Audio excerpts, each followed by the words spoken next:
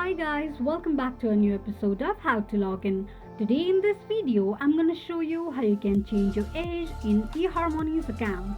Keep watching the video till the end. To change your age in eHarmony, firstly go ahead and open up your Google search.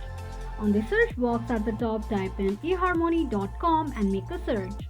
The official page of eHarmony account will appear on the screen. Log into your account if you have not logged in by entering your email address and password. You will then end up in the home page of eHarmony's account. From the home page, scroll all the way down and tap on Help. On the text box, enter Change Age on eHarmony and make a search. Now all you need to do is click on Contact Customer Care and in the blank space, tap on Change My Age. Enter your age to what you want to change. Scroll down and tap on Next.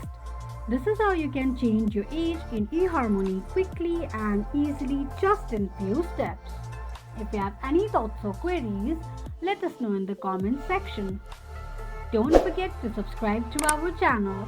Also press the notification bell icon so that YouTube will notify you whenever we post a new video. I hope this video was helpful to you. Thank you so much for watching.